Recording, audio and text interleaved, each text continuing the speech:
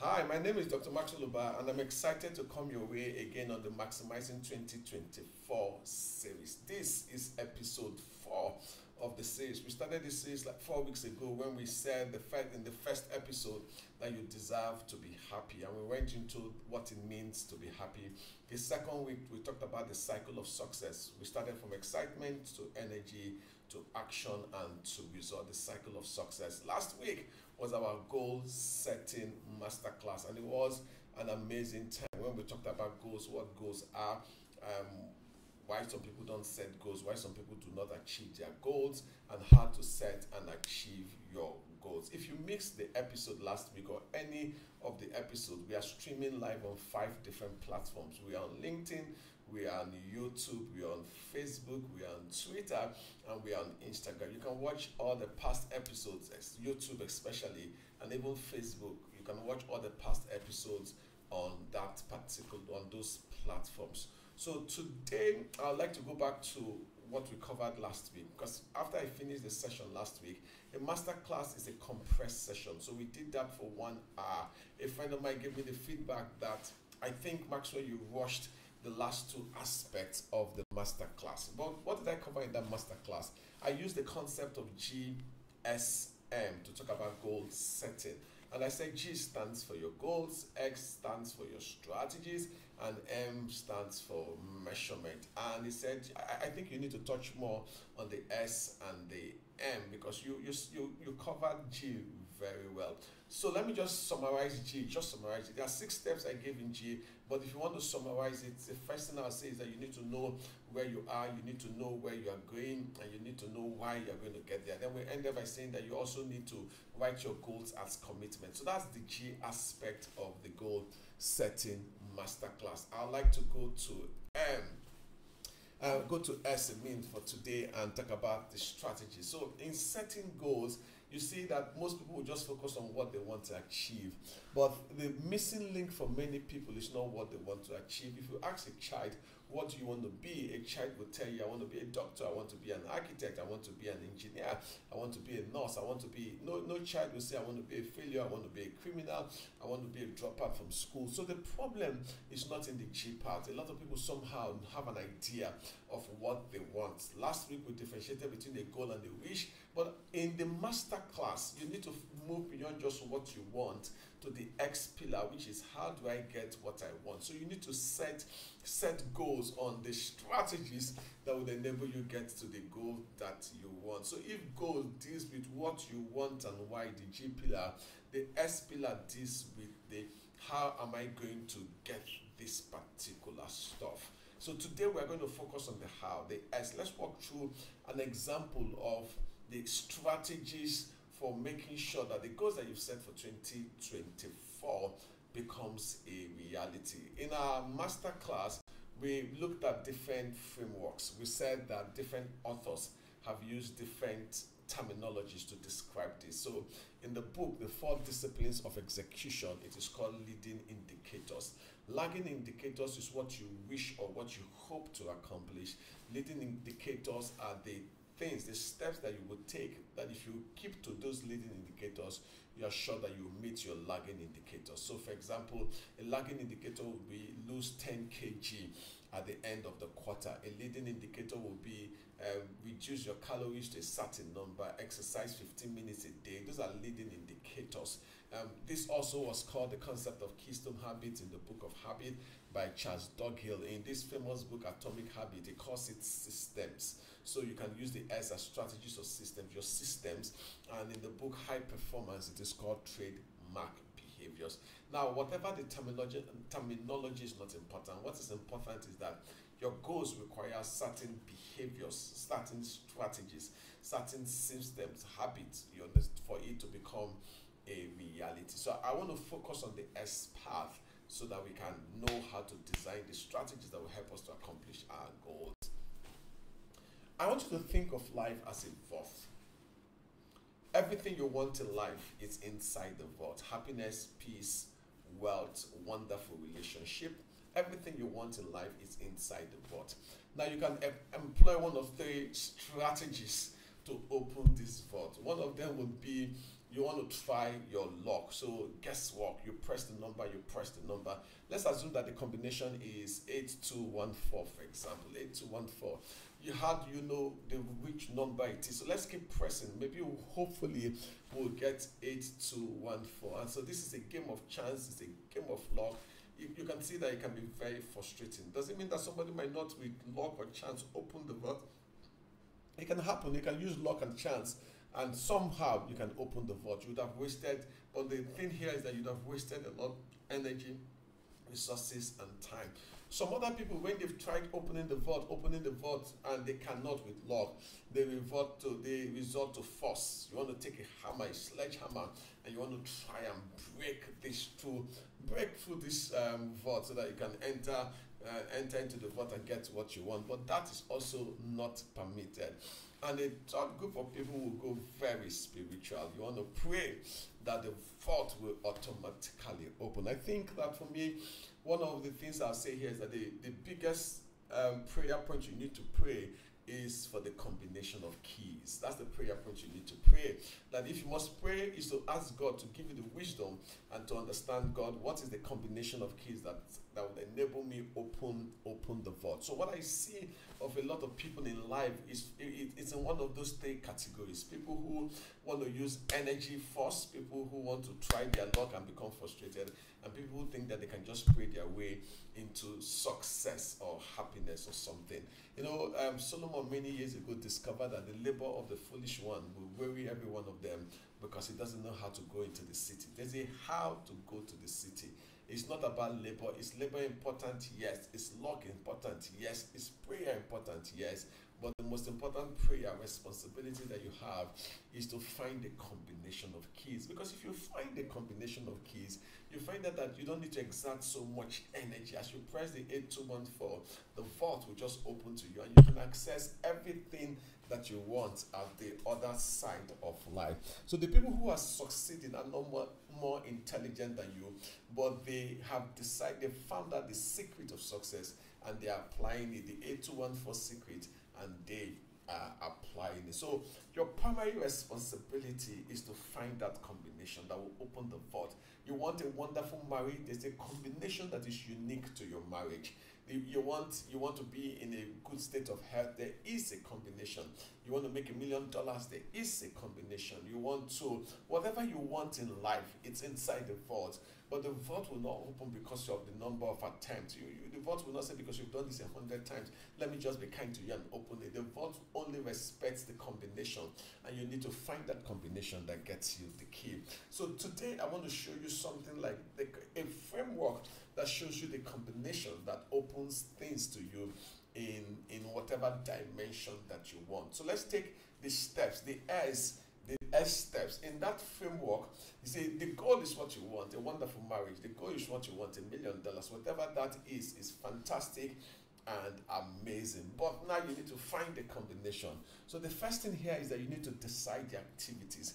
Every goal will require certain activities for them to become a reality. So what are the activities? Now, those activities, when would they start? So the word activation trigger is the concept of when would it happen. So this is about the timing. When would it happen? Intensity is about the effort required. So the minimum amount of time and effort required per session is what intensity is. And how many sessions would you do a week? Then the duration is how long the whole process is. I need to take that again. In activities, you need to identify the activities and you need to prioritize that. So for somebody that is trying to lose weight, there's certain things that are required. Number one here is that you need to cut down your calories. Number two, you need to start exercising to burn the calories that you already have. So cutting down your calories reduces your intake. Exercising burns the one that you already have. So you need to identify. I just gave you two. You need to identify and you need to prioritize. So which one should come first? Is it cutting down or is it exercising? Which one should come first? And you can do them together. The second part is activation trigger. So for example, if you notice that you take a lot of sugary things in the morning, then you need to find out, oh, once it's 8 o'clock, and then that's when it's the cue, the trigger happens. I need to stand up and move away from the kitchen, or move away from where I'll be tempted to take those sugary things. That's activation trigger. When would it happen? Or once it's 7 a.m., I need to go to the gym. So intensity says I need to spend a minimum of 15 minutes. That's the energy, 15 minutes or 30 minutes, 3 times a week. That's intensity. And duration says how long. Is this something I do one-off, or is this something I might have to do for 1 year before I see the result? Every strategy that you design in order to help you accomplish your goal, whether it's to have a wonderful marriage, to make $1 million, or whatever it's in your health, will follow through one of these 4 steps. You need to identify the activities and prioritize them. You need to find what your activation triggers will be. When would it happen? Is it in the morning or in the afternoon or in the evening? How long would you spend? So 1 hour. Today I want to concentrate 1 hour. You want to write a book. That's a goal. So you can decide, okay, research the topic. Those are the activities. Then every 8 a.m., once the kids are in school, I need to spend 2 hours every day writing about my book. And what's the goal? I want to write maybe 300 words a day.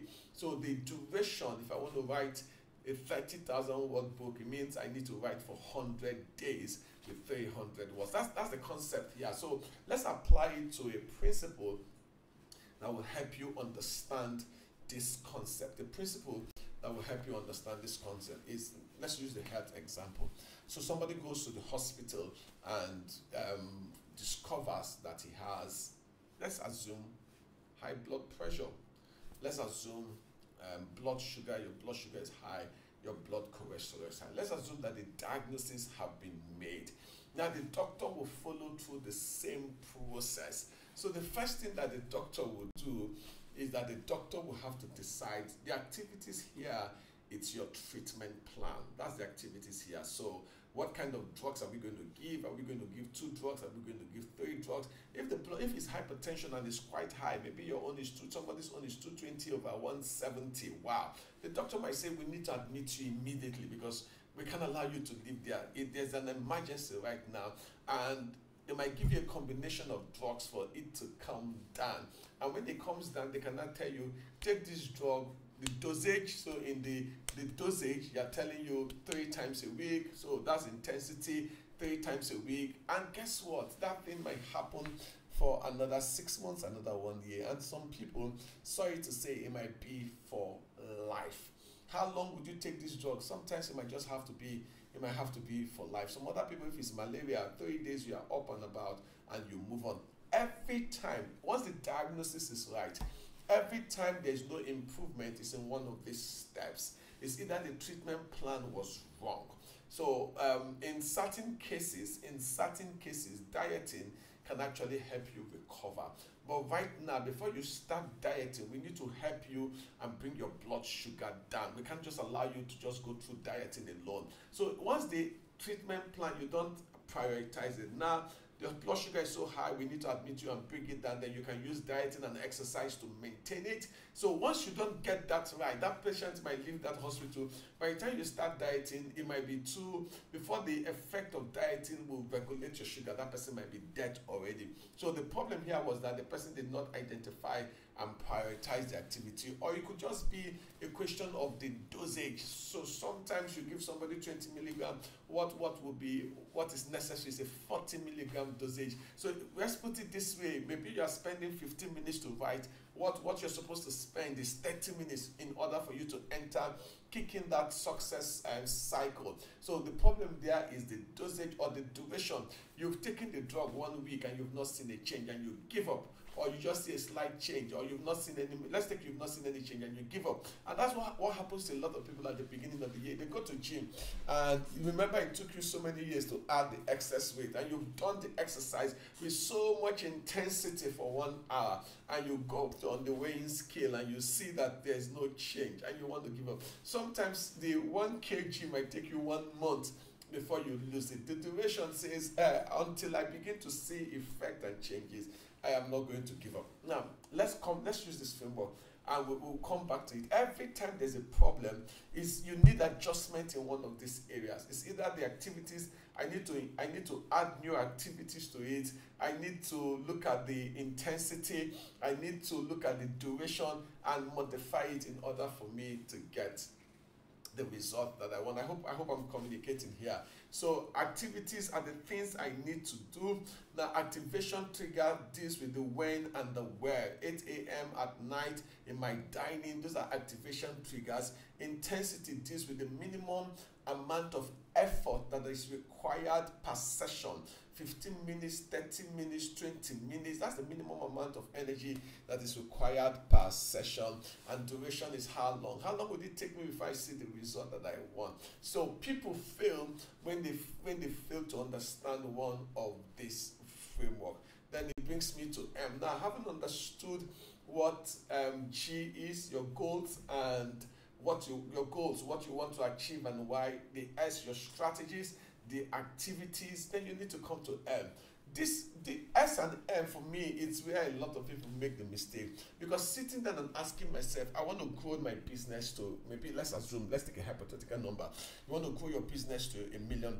You want to become the vice president of your organization. That's a goal. You need to ask yourself, so what activities? And in those activities, you can put the knowledge. What knowledge do I need to acquire to become vice president? What skills do I need to have to become vice president? What targets do I need to accomplish or meet or deliver to become vice president? What do I need to do in order for me to become vice president? And how often before I become the VP? So those are the kind of things that happens and why people fail in goal setting. S has not been taken care of.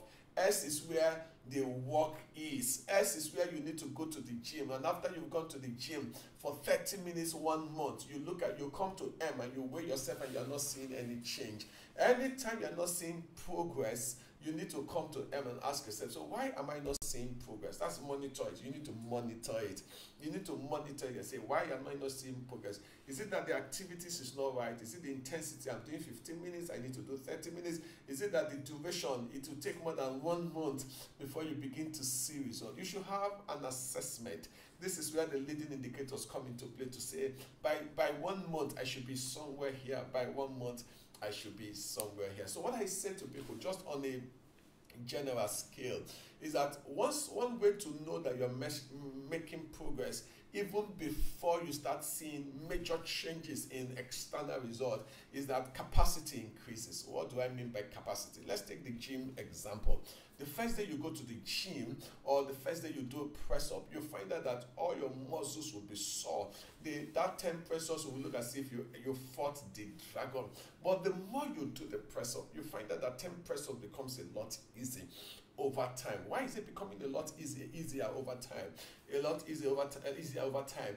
It's simply because capacity is increasing. So one way to measure progress is the concept of capacity. It's capacity of stamina increasing. That capacity of stamina increasing. Because the more you do things and the more you're making progress in that thing, is that capacity begins to increase. So if you do 10 today, you can do 15 tomorrow, you can do 20. Once you begin to see that capacity is increasing, you might not see the six-pack, yes, but just the fact that 10 press up no longer gives you pain. You can move from 10 to 20. You know you are on the right track. Same thing with discipline. So capacity and discipline. What do I mean? The first time you decide to cut down your calories, it will look as if the world has ended. You will feel the pain. But the more you do it, the more you get used to it. Right now, that pain is no longer as painful. So capacity and discipline are two ways to tell that you are on the right track before you begin to see that. Once you begin to see that my stamina is increasing, the discipline to follow through is increasing, you know that you're actually building the muscles of success. So capacity and discipline are the 2 pointers first to tell you that you are on the right track. Then you can now begin to measure external manifestation. I hope I'm communicating, and I hope you're learning something in this episode. So one of my favorite quotes concerning this is what Our good friend said, Winston Churchill, that however beautiful the strategy, no matter how amazing your S is, you need to occasionally look at the result. So I've talked about that. So you need to look at the result. The only thing I would like to change is that word occasionally. You need to always look at the result. But the result you are looking at is not the lagging indicator. You start with the concept of capacity, stamina, and the concept of discipline. So when you find out that you are struggling to go to the gym, see, with going to the gym every day, I'm using the gym as an example, you get used to it. So let's say you decide that you need to make 5 calls every day in order for you to meet your target. The first day, that 5 call, you'll be afraid of making your first 5 calls because you'll be afraid of rejection. What will people cold calling? You've not done it before. But by the time you start doing it, you start looking forward to it. It becomes exciting. You look forward to it, and in that way, you know the objections that people are bringing, and you know what to say. So those 2 things, you need to measure it, and you now begin to look at, okay, so am I making progress? Have I signed on a new client? Why did I sign this client? Why have I not signed the client? All those things will happen as capacity and discipline takes into place. And as you do your normal weekly review of your success story, you will know why. So the GSM is a feedback loop. What do I mean? G is your goals, what you want to achieve. S is how you want to achieve it. M says, are you making progress in line with your goals? So it's a feedback loop.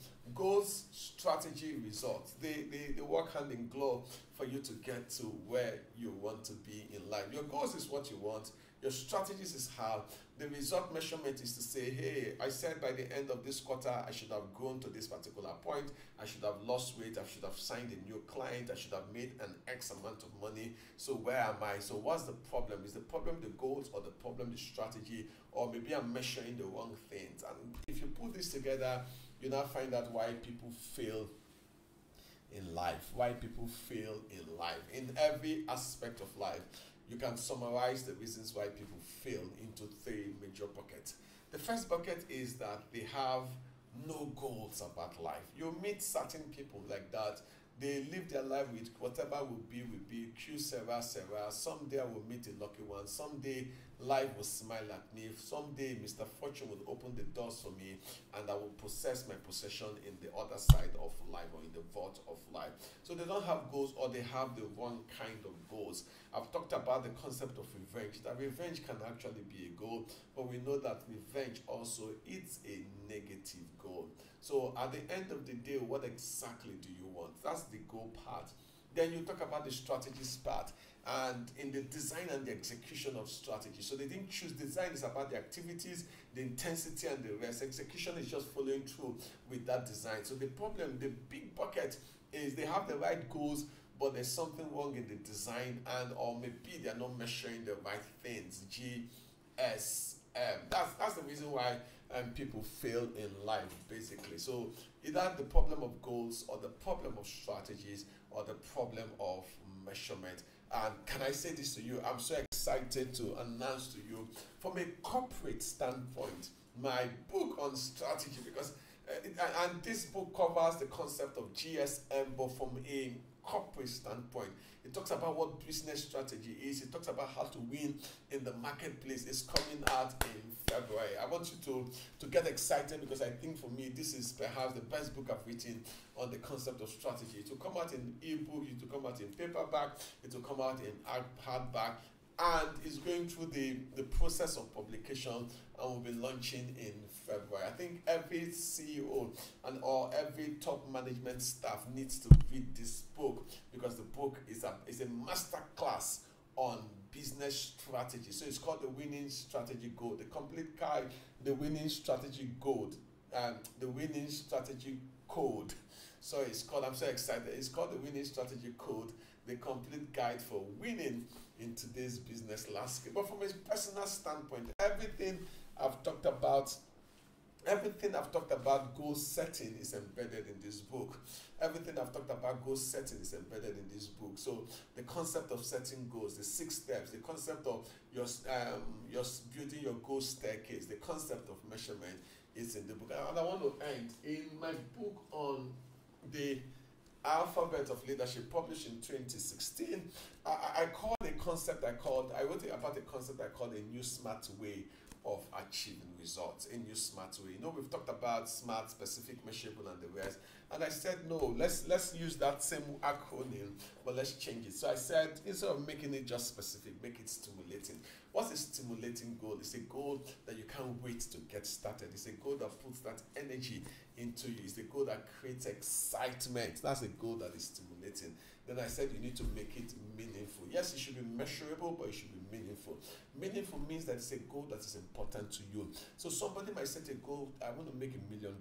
Right now, your goal is just, I just want to develop the relationship with my spouse, because you see, the way my marriage is going, it might hit the rocks, and I don't want to leave my kids, you understand, with in a divorced environment. So while somebody is pursuing wealth, another person might be pursuing health. Another person might be pursuing marital harmony. So different people are different states. So meaningful has to do with a goal that aligns with your values, aligns with where you are, aligns with the most important things right now that you're facing as an individual. A goal should be achievable, yes, in A, but also should be action-oriented. So that's the steps that we drew from the activities all the way to the intensity, the duration, the activation trigger is being action-oriented. And the D, the R here is, it's rewarding. A goal should be relevant but rewarding.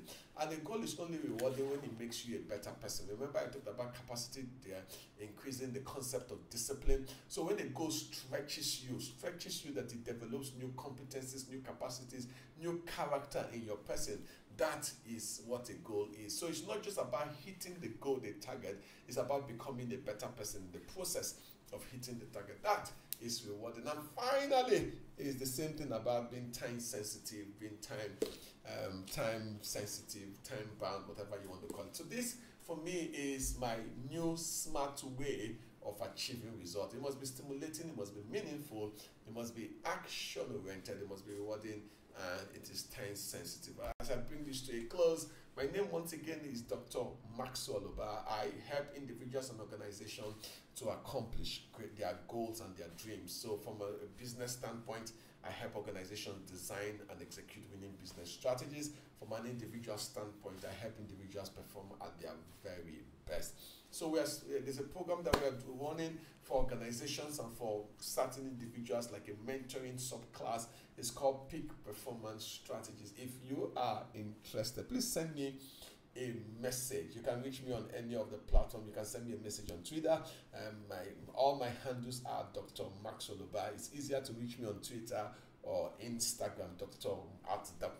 Maxwell Ubah. Peak Performance Strategies. So if you want us to come and run it for your organization, it can be a good opportunity for us to do. We've done this for 1 or 2 organizations this year to help their people unleash the greatness that is on the inside of them. Till I come your way again next week, Wednesday, remember, you deserve to accomplish greatness, and I will do everything in my power as you join me every Wednesday to inspire you to become all that you are capable of becoming. Thank you. God bless you. You have a great